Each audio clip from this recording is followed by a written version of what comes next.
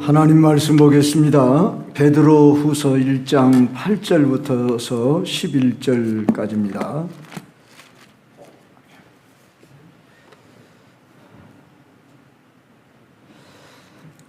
제가 한 절 여러분이 한 절 그렇게 교독합니다. 이런 것이 너희에게 있어 흡족한즉 너희로 우리 주 예수 그리스도를 알기에 게으르지 않고 열매 없는 자가 되지 않게 하려니와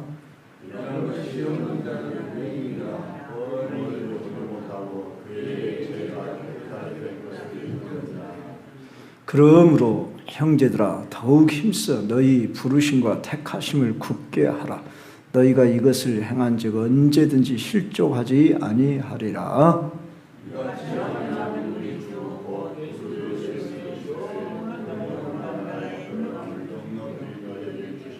아멘. 이 구역 특송이 있겠습니다.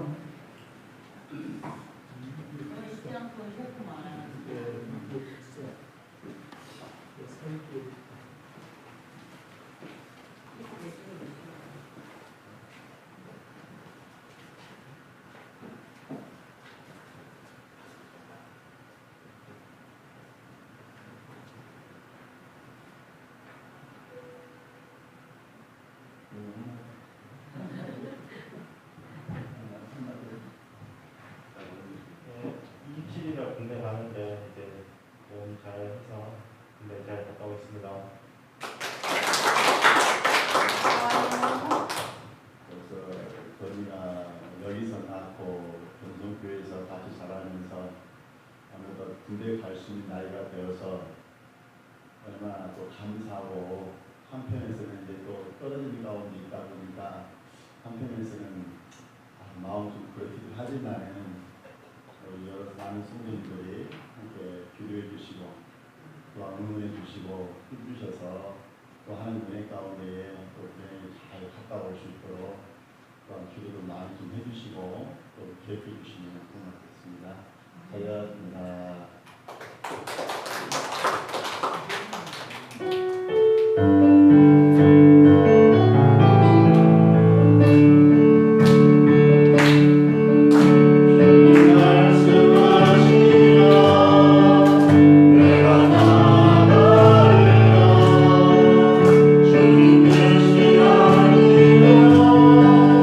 내가 맙소서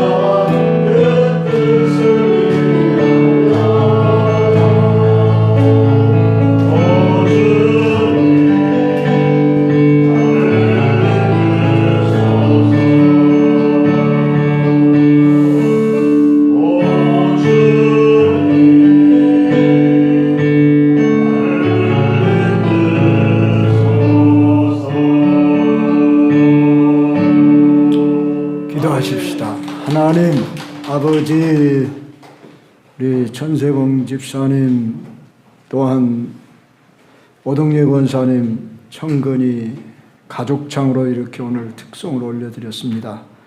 특별히 건이가 화요일날 입대하게 됩니다. 주님이 이 교회에서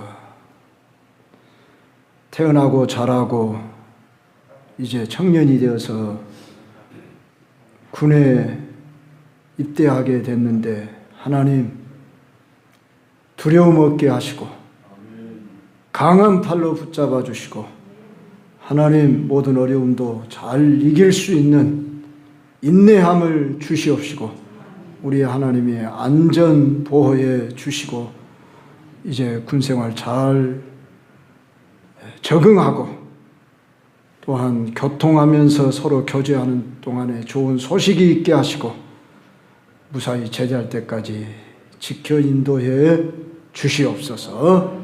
우리 모든 교우들 또한 서로 기도하면서 더욱 성장한 나를 보게 하옵소서. 물이 계속 흘러 나갈 때 그 물이 생명이 있는 것처럼 우리들의 삶이 날마다 변화, 성장, 성숙에 가게 하옵소서. 오늘 이 오후 시간에도 말씀을 통해 위로와 세임 받도록 축복하여 주옵소서. 예수님 이름으로 기도드립니다. 아멘. 오늘 봉독한 말씀 중에 10절에 보면은 그러므로 형제들아 더욱 힘써 너희 부르심과 택하심을 굳게 하라, 이런 말씀이 나오는데 지금 우리가 보고 있는 이 말씀은 앞구절, 그러니까 1절로 7절에 있는 말씀과 계속 연결되는 말씀입니다.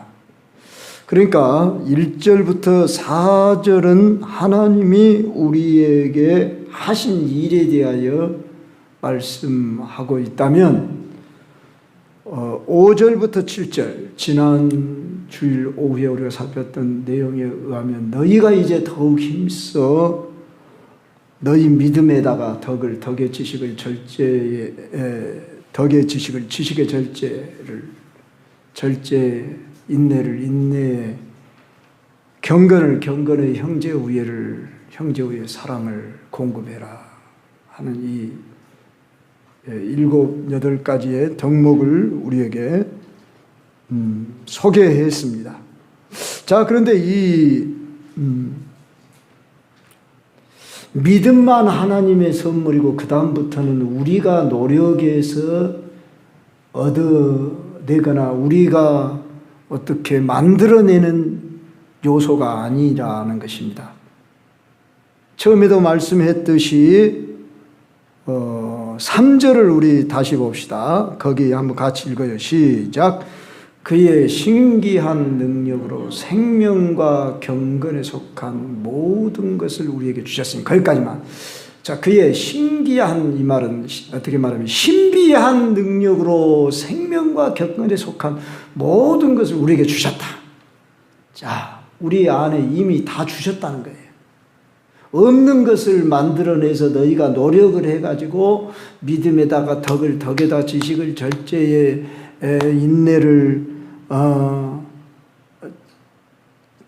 인내의 경건을, 경건의 형제 우애를, 그렇게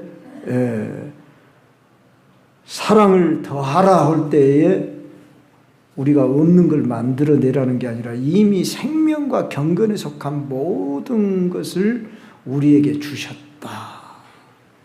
제가 그런 비유를 했어요. 농장 비유를 했고 기억하실는지 모르지만은 땅에 마치 물이 있지만은 파이프를 박아서 어느 정도의 파이프를 박느냐에 따라서 어느 정도의 물을 우리가 건져 올릴 것인가 그러잖아요. 근데 저 파이프를 박았다고 해서 되냐고요. 박았으면은 그것을 뿜어 우리가 내는 수고는 해야 한다 그 말입니다. 자, 농장에 농토도 주고 씨앗도 주고 기구도 다 줬어요. 그런데 그 농작물을 우리로 하여금 가꾸게 하셨어요. 그런데 그 농작물을 가꾸기만 한다고 해서 된 게 아니라 하늘에 햇빛과 바람과 비를 주었어요. 그래서 농부로 하여금 수고를 하게 했어요. 그래서 거기서 농작물이 자라서 열매를 거두듯이 하나님께서 생명과 경건에 속한 모든 것을 저와 여러분에게 믿는 이들에게 다 주셨다는 것입니다. 그것을 믿음이라고 하는 통로를 통해서 주셨는데 믿음만 주신 게 아니라 이제 덕도 지식도 다 모든 요소들을 주셨다는 것입니다. 자, 8절 다시 읽습니다. 우리 8절로 가서 같이 한번 읽어요. 졸리기 쉬우니까 제가 한 번씩 따라 읽으라는 겁니다, 여러분이. 시작. 이런 것이 너희에게 있어 흡족한즉 너희로 우리 주 예수 그리스도를 알게 게으르지 않고 열매 없는 자가 되게 하자. 자, 여기만 봅시다.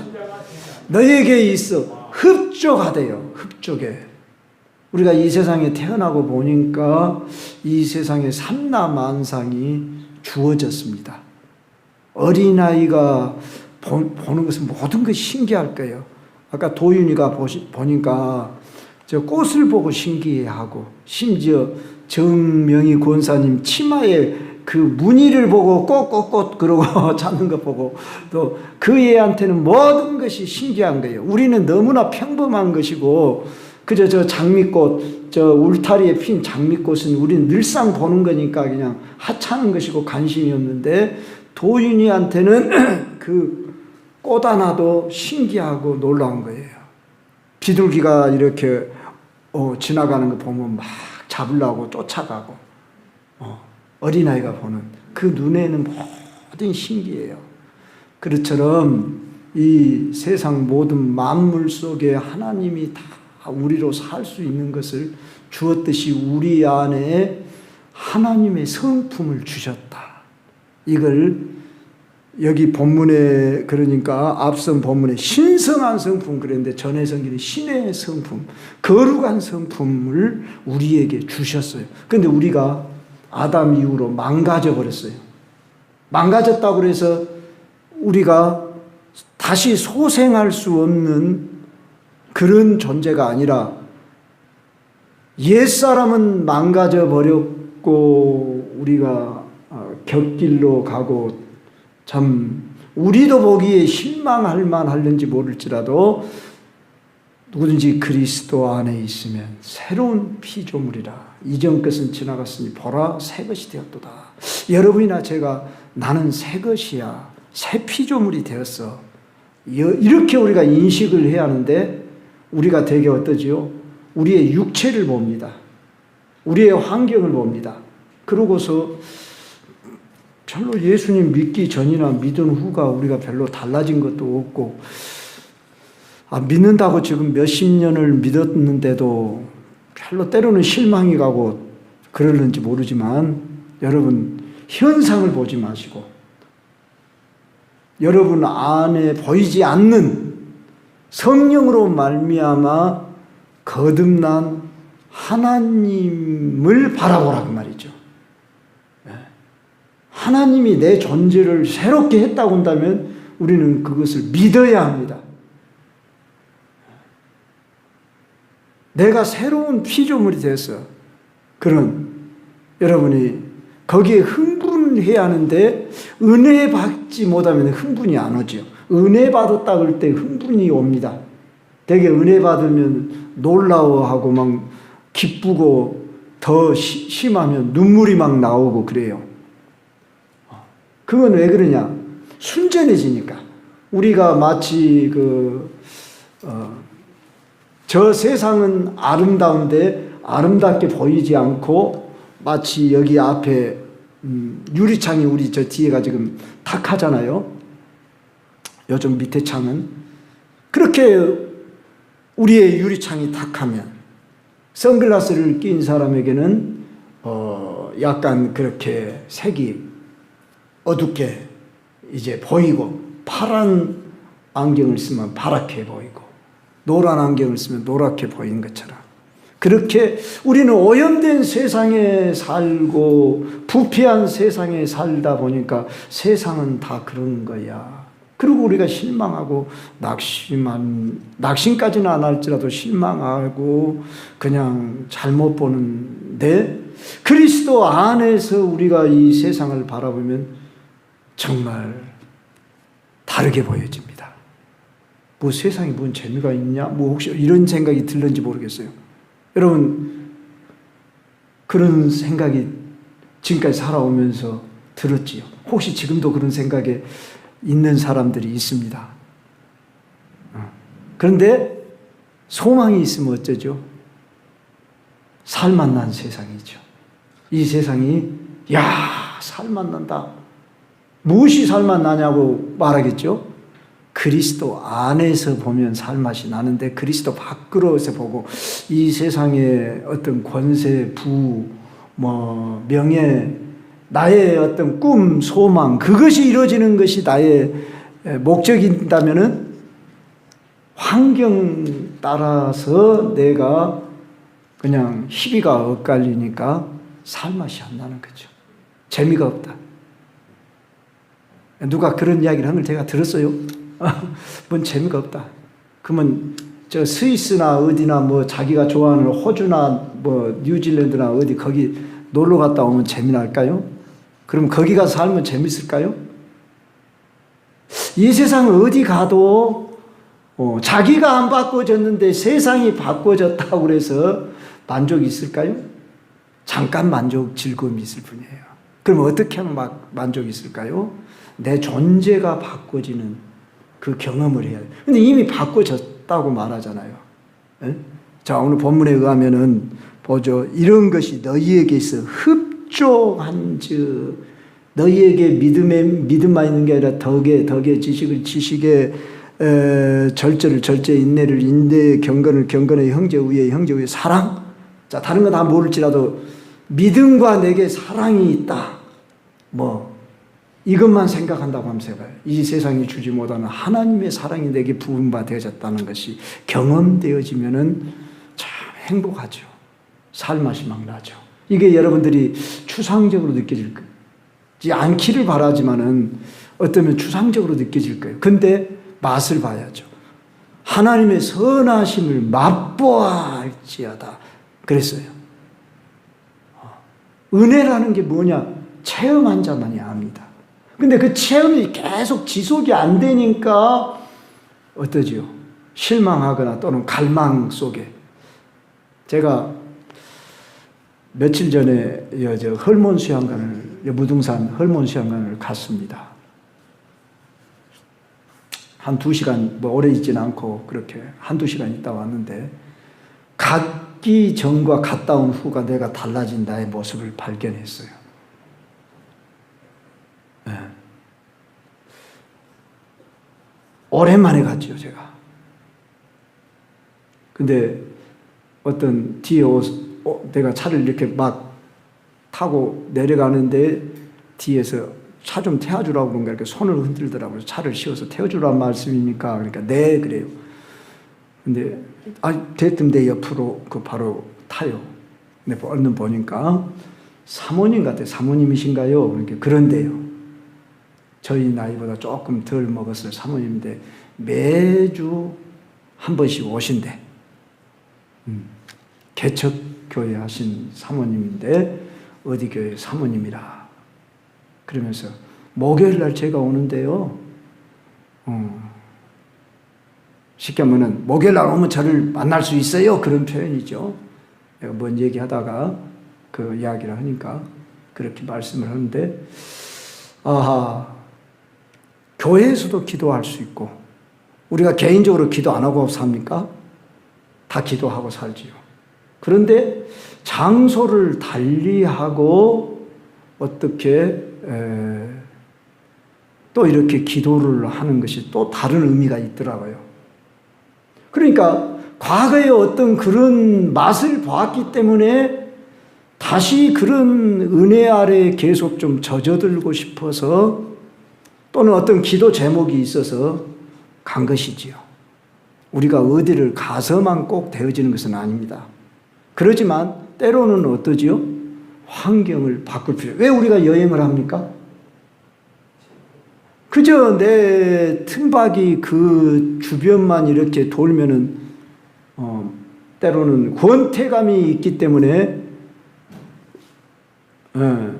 자, 우리가 환경을 좀 바꾸어 보면서 이렇게 살고 싶어 하는 마음에서 우리가 그 여행을 하는 것입니다. 그러죠? 우리는 사회적 환경을 벗어날 수 없는, 즉, 그런 인간인지요. 뭐 어떤 분은 동물이다 이렇게 표현까지 했지만 우리는 사회적 동물이다, 뭐 인간이다 이렇게 볼 때에 우리는 이 환경에 제약을 받습니다. 그러나 아무리 환경이 우리는 좋고 갖춰졌어도 내 안이 평안하지 못하고 내 안이 시끄럽고 그러면은 세상 그 무엇을 환경이 주어져도 만족을 누리지 못합니다. 그래서 우리 하나님은 우리 안에 당신의 성품, 속성을 이미 다 주시고 너희로 우리 주 예수 그리스도를 알기에 게으르지 않고 열매 없는 자가 되지 않게 한다 그랬어요. 알기에 게으르지 않아야 한다 그랬어요. 많은 경우에 게으를 수 있다는 것을 우리가 알아야 합니다. 여러분이 일과 생활에 부지런하다고 주 예수를 알게 게으르지 않는 것은 아니잖아요. 그러면 어떻게 하면 우리가 주 예수를 알게 게으르지 않을까요? 그것은 그리스도인으로서의 생활을 하는 것입니다. 그리스도인의 생활. 여러분이 부지런하게 열심히 심지어 또 즐겁게 살았다고 합시다. 그래도 그리스도와 상관없는 삶을 살면은 게으른 삶이 될 수 있습니다. 여기서 말하는 것은 그겁니다. 여러분들이 일과상에 그 타이트하게 짜여진 가운데서 나는 바쁘게 살았습니다. 그게 중요한 게 아닙니다. 이제 주님이 내게 주신 삶 속에서 그리스도인으로서 그래서 우리는 삶의 우선순위 이것을 정해놔야 합니다. 우리가 길을 가면서도 책을 읽을 수 있거나 기도한다는 것은 쉽지 않습니다. 그렇기 때문에 우리는 어떤 시공간의 제한을 받고 우리는 마음의 안정을 찾아야 하기 때문에 우리들의 환경 정리도 하고 삶의 우선순위를 떼어놔야 합니다. 그래서 그리스도를 알기에 게으르지 않아야 하고 열매 없는 자가 되지 않도록 하기 위하여서 이 말씀을 한다는 겁니다. 즉 우리는 열매를 맺는 삶을 살아야 한다고 할 때 이 열매는 방금 앞에 있는 그 신의 성품에 속한 여러 가지 요소들, 믿음에다 덕을, 덕에 지식에 이러한 사랑을 공급하라 하는 이 열매들, 즉 성령의 9가지 열매들, 이런 속성, 우리는 신앙생활 한다는 것은 예수 그리스도 인격을 닮아가는 것이 신앙생활입니다. 한마디로 표현하면 거룩한 삶입니다. 내가 거룩하니 너희도 거룩하라. 레위기 11장 45절 말씀인데요. 제사장들은 여기 두 권에다 여호와께 성결, 다르게 말하면 거룩, 구별된 자들이다. 그렇다고 해서 우리가 죄 없이 살 수 있냐? 죄 없이 살려고 우리가 노력을 해서 구원에 이르는 것이 아닙니다. 오늘 여기 10절 말씀을 먼저 하고 이 8절, 9절 말씀을 하려고 했는데 제가 순서적으로 지금 8절에서 이렇게 말씀을 먼저 쟀는데 자, 먼저 차례대로 한번 그런 말씀을 해봅시다. 이런 것이 없는 자는 맹인이라 멀리 보지 못하고 그의 옛죄가 깨끗하게 된 것을 잊었다. 이런 것이 없는 자, 이런 것이 없는 자가 무엇이 없다는 거예요? 신의 성품에 속한 것이 없는 자. 내가 왜 주님을 닮으며 거룩한 삶을 살아가야 하는가? 이것이 없는, 그것을 쫓지 않고 따르지 않고 추구하지 않는 삶은 맹인, 눈을 보지 못한 소경과 같다는 거예요. 멀리 보지 못하는 근시안적인 사람이다 그 말이죠. 그리고 그의 예죄가 깨끗하게 된 것도 잊어버렸대요. 구원받은 은혜의 은총을 잊어버리며 산대요. 자, 그러면 왜 그렇게 살면 안 되냐? 10절 봐요. 그러므로 형제들아, 더욱 힘써 너희 부르심과 택하심을 굳게 하라. 오늘 핵심이 제목인데요. 한번 그 제목을 다시 한번 저를 따라서 해 주십시오. 너희 부르심과 택하심을 굳게 하라. 자, 이 무슨 말씀이냐면 우리가 예수님 믿는다는 것은 부르심과 택하심으로 되어집니다. 이것은 우리의 소관이 아니라 하나님의 소관입니다. 하나님이 하시는 일입니다. 저와 여러분을 부르시고 택하셨습니다. 구원회로 부르셨습니다. 이게 기독교의 근본 교리입니다. 우리 기독교의 종교를 은총의 종교, 은혜의 종교라고 말합니다. 불교하고 기독교가 무엇이 크게 차이 나느냐? 그러면은 불교는 자력 종교입니다. 자기의 수행 노력으로 공을 쌓는, 탑을 쌓는 그런 종교입니다. 그런데 우리는 내 노력으로, 나의 의로, 선행으로 구원을 얻을 수 없다. 오직 하나님의 은혜로, 하나님의 부르심과 택하심으로. 아브라함아,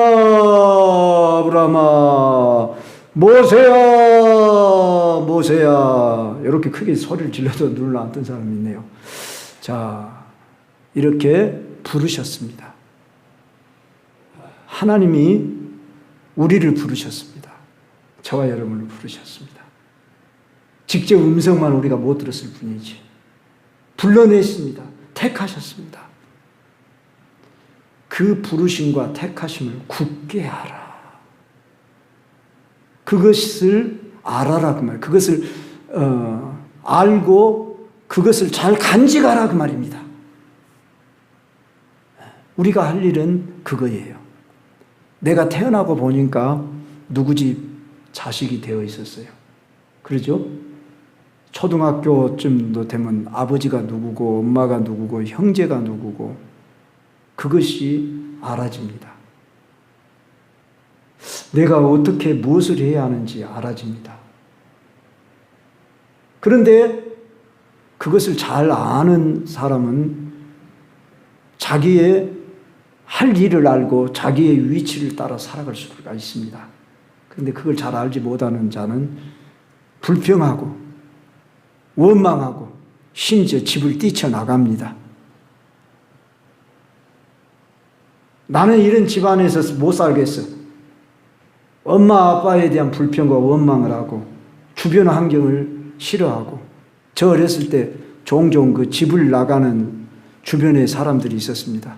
그래서 서울로 간 순이 뭐 그런 이야기도 있지않아요. 예. 농촌에서 지방에서 살기 힘드니까 저 서울로 담보찜 싸가지고 그냥 집을 나간 순이 물론 얼마나 힘드니까 그러겠냐 그런 생각도 들지만 자 오늘 뭐 꼭 그런 예만 생각할 게 아니라 하나님이 우리를 천에 하나 만에 하나 선택하여 불러서 택하셨으면 나는 도대체 어떤 신분이다냐 나는 어떤 사명을 가지고 살아야 한다냐 이걸 알아야 한다 그 말입니다. 자기 정체성을 가져야 한다 그 말입니다. 너희 부르심과 택하심을 굳게 하라. 너희가 이것을 행한 즉 언제든지 실족하지 않을 것이다. 우리가 게으르지 아니하고 열심으로 산다고 한다는 것은 내 일과 생활을 내가 바쁘게 타이트하게 산다는 의미가 아니라 주님이 내게 주신 사명을 따라 깨어있는 상태에 있다 그런 말입니다. 우리가 뭘 해야만 대한다는 것이 아닙니다. 내가 막 열심히 기도하고 성경 읽고 그러면 내가 부지런하고 게으르지 않는다는 그런 말도 아닙니다. 여기서 말하는 근본적인 의미는 너를 왜 불렀는지, 너를 왜 택했는지. 우리는 안식을 누리기를 원하십니다. 그러니까 주 안에 거하라 그랬죠. 나는 포도나며 너희는 가지니 그리하면 너희가 많이 열매를 맺으리라 그랬어요. 그러니까 우리가 무엇을 해가지고 되는 것이 아니고 하게 하시면 하면 돼요. 저도 이제 이렇게 목회를 거의 얼마 남지 않은 기회 속에서 생각을 해보니까 내가 막 하려고 했고 내가 막 하려고 해서 무엇이 된 것도 있지만은 그르친 것도 많고 안 된 것도 있더라 그 말입니다. 그래서 내가 하는 것이 아니구나. 그런다고 가만히 있어라 그런 말도 아닙니다. 주님이 하게 하신 만큼만 하라 그 말이에요. 주님이 나를 하게 하실 때 내가 해야지. 그래서 그 대학생 선교회 CCC라는 걸 써서 전도를 나갈 때 구호를 제창을 하는데 기도보다 성령보다 앞서지 말자. 이렇게 구호는 잘도 외쳤어요. 그런데 그것을 그때 당시에는 그것을 그렇게 하려고 한다고 했어요. 근데 내 삶 속에서 돌아보면 여러분의 일과 삶 속에서도 어떠죠? 주님이 하게 하신 만큼 주님 안에 거하시면서 성령님이 앞서서 하시도록. 자, 광야에 있던 모세와 아론이 누구의 음성을 듣고 따라야 했습니까? 여호와 하나님의 음성이지요. 철저하게 그들은 여호와 하나님의 인도하심을 따라서 가야만 했습니다. 하나님의 영광의 구름이 머물면 거기 머물러야 했고 가면 가야 했습니다. 아까 우리 천집사님 가정이 불렀던 찬송가 가사가 주님 말씀하시면 내가 나아가리다. 주님 서라 하시면 서겠습니다. 그런 내용이었잖아요. 오늘 우리들의 신앙생활도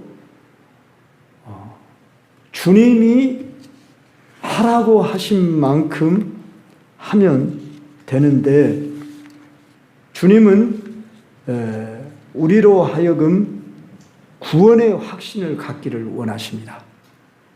너희 부르심과 택하심을 굳게 하라는 이 말은 너를 구원했다. 그런데 어떤 분은 그런 것은 안 가지는 것이 좋은 것처럼 제가 한 1년 가까이 우리 청년 하나를 인도를 했었어요. 제자훈련이라고. 그런데 그 청년이 지금 교회를 안 나오고 있는데 꼭 그 질문을 해요.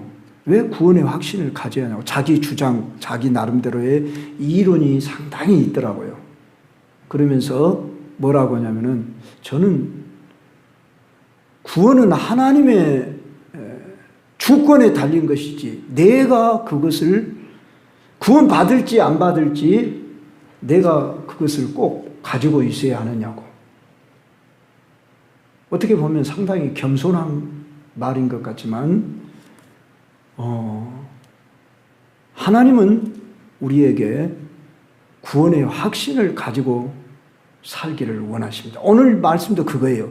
너희 부르심과 택하심을 굳게 하라는 이 말은 너희를 부르시고 택하신 그분을 알고 그것을 간직하라. 요한일서 5장 11절 12절에 또 증거는 이것이니 우리에게 영생을 주신 것과 이 영생이 그의 아들 안에 있는 그것이니라. 아들이 있는 자에게는 생명이 있고 아들이 없는 자에게는 생명이 없느니라 하는 이 말씀을 비롯해서 우리로 하여금 구원의 확신을 왜 가져야 하는가? 우리가 구원파처럼 언제 거듭났고 죄사함 받았는가? 이것을 알으라는 말이 아니라 내가 하나님 자녀되고 무슨 사명을 받았다고 하는 것을 알지 못하고 신앙생활을 하는 사람하고 알고 신앙생활을 하는 사람의 차이가 엄청나게 다르다고 말입니다. 제가 방금 가정의 비유를 했어요. 내가 어느 집에 자녀로 태어났다고 할 때에 초등학교 정도 되면은 내 부모가 누구고 내 형제가 누구고 내 환경을 인식하고 살아가요. 그런데 그걸 인식하는 정도가 아니라 내가 이 가정에서 내가 어떤 위치에서 무엇을 해야 하는가를 알 때 속이 들었다, 그런 말을 하는 거예요. 더 속이 들면 어쩌죠? 부모의 마음을 헤아릴 줄 알고 내가 무슨 역할을 해야 할 것인가, 그걸 아는 거예요. 자, 우리가 하나님으로부터 부르심과 택하심을 받았어요. 그랬을 때에 우리가 어떤 위치에 있고 내가 무엇을 해야 하는가, 이걸 아는 사람은 하나님의 뜻에 합당하게 삶을 살 수가 있어요. 그래서 열매를 맺을 수가 있다, 그 말입니다. 그런데 내가 과연 구원을 받았을까? 나같이 부족한 사람, 아직도 내가 내 자신을 볼 때 실망스러운데, 죄도 못 이긴데 죄를 내가 이겨가지고 죄에서 완전히 벗어나가지고 구원을 얻을 사람은 없습니다. 성경에서 그렇게 가르치지 않습니다. 한때 이단 사상이 대단한 사람이 주 예수를 바로 알고 100% 죄에서 사함받고 100% 죄를 이길 수 있는 비결, 주 예수를 바로 아는 강해, 그래가지고 전국에다 책을 돌렸어요. 그 얘기하자면은, 저 교인 중에 가까운 사람이 거기에 접해서 빠졌습니다. 그래서 얼마나 달콤합니까? 100% 죄를 사해졌다는 것을 우리가 다 믿잖아요. 그런데 죄를 이길 수 있대요. 그리고 죄를 안 지을 수 있대요. 완전주의죠. 상당히 참 솔깃하잖아요. 거기 가면 정말 죄를 안 짓고 이길 수 있다? 그런다면 우리 주 예수 그리스도가 이 세상에 와서 뭐든지 십자가에 죽을 필요 있어요? 응? 네 의로 그렇게 죄를 이겨라, 그랬을 수 있겠죠. 우리는 완전히 내가 죄를 안 지어서 구원을 받는 것이 아닙니다. 하나님 편에서 모든 것을 공급하시고 우리에게 구원의 길을 허락해 주셨습니다. 이걸 우리는 믿음으로 수납하는 것입니다. 교회의 역사 속에서 이런 완전주의를 부르짖는 이런 이단 사상들이 시대마다 있었습니다. 그런데 지금도 잔존하는 그런 세력들이 아마 있을 것입니다. 그러면서 심지어 자기는 100% 죄를 안 지을 수 있다. 죄가 뭔지도 모르고 그가 하는 말입니다. 죄는 자기가 알든지 모르든지 존재적으로 죄 가운데 태어났고 죄에서 우리가 해방된 상태지 내 의로 죄를 이기고 성령의 도우심으로 물론 우리가 죄를 많은 부분 이길 수 있고 그럴지라도 우리가 이 육신을 입고 있는 동안은 죄를 지을 성향이 있는 줄 알고 항상 자기를 복종시켜야 합니다. 바울도 그렇게 말했습니다. 내가 남에게 복음을 전파한 후에 내 자신을 복종하게 하겠다고 그랬어요. 그러면서 자기를 이겨보기 위해서 몸부림치며 바울도 노력을 했습니다. 오호라 나는 공고한 사람이다. 누가 이 사망의 몸에서 나를 건져내랴. 내 속에는 두 가지의 법이 내 안에 있어서 나를 짓누르고 싸운다고 했습니다. 그런데 성령이 충만하면 우리가 물론 넉넉히 이깁니다. 그런데도 불구하고 완전한 죄를 안 지을 수 있는 성향까지 우리가 다 가지고 이길 수 있다는 것은 영적 교만입니다. 지금 그것을 말하고 있는 것이 아닙니다.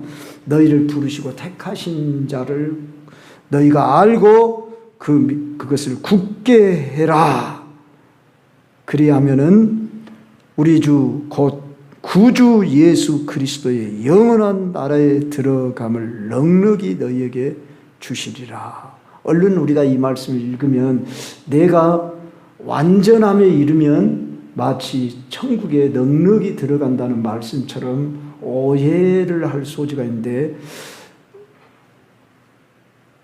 우리는 성경 전체의 교리적인 그 가르침에 의하면 한 번도 그렇게 말한 적이 없습니다. 성경에서는 너희가 완전히 죄를 이겨서 너희 구원을 이루라, 그렇게 말한 적이 없습니다.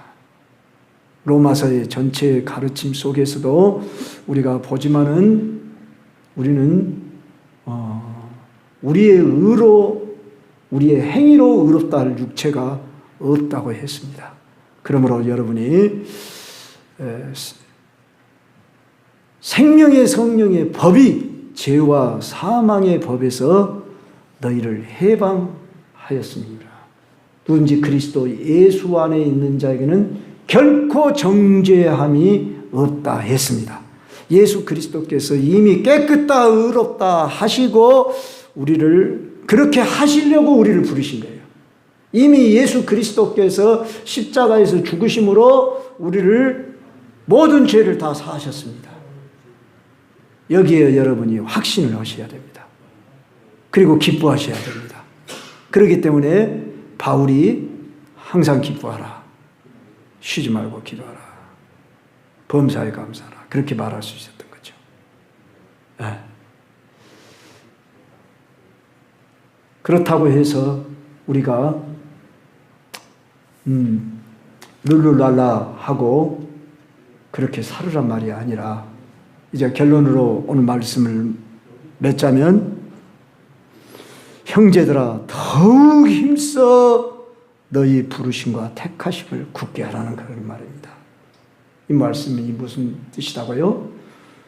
우리를 부르신 자, 택하신 자, 그 은혜를 알아라, 그런 말입니다. 십자가의 은혜입니다. 그래서 나의 공로로는, 나의 행위로는 구원에 이를 수 없는데 우리 주 예수 그리스도의 십자가로 말미암아서 그분의 온통 희생으로 말미암아서 나의 모든 죄를 사하셨고 나를 깨끗고 의롭게 하시고 그분의 성품을 성령으로 말미암아 우리에게 공급하시고 그것을 힘써서 우리가 이루어 가도록, 그래서 우리는 성화 단계에 있는 겁니다. 아직 영화 단계에 이르지 못했습니다. 실수할 수 있습니다. 그러므로 삼가 어떻게 해야 된다겠죠? 조심하라. 섰다고 하는 자는 넘어질까 조심하라, 그런 거예요. 그런 걸 모르는 자는 어떤 자라고요? 맹인이라 멀리 보지 못하고 그의 옛죄가 깨끗하게 된 것도 잊어버렸다. 그저 분별 없이 살아간다, 그 말이죠. 그래서 우리는 거룩을 쫓아 살아가야 할 이유, 그것은 하나님의 부르심의 목적입니다. 하나님의 부르심은 그저 죄를 사해 주는 데만 목적이 있는 것이 아니라 거룩한 자로 변화되어서 그를 닮아가면서 그분 안에 교제하면서 그분을 통해서 그분 안에서 누리는 많은 열매들을 맺히도록 하기 위함입니다. 그래서 우리를 통해서 주님을 닮아가는 이 성품을 통해서 열매 맺는 삶, 그것이 그리스도인의 생활입니다. 이런 생활에서 풍성해지시길 주의 이름으로 축원합니다.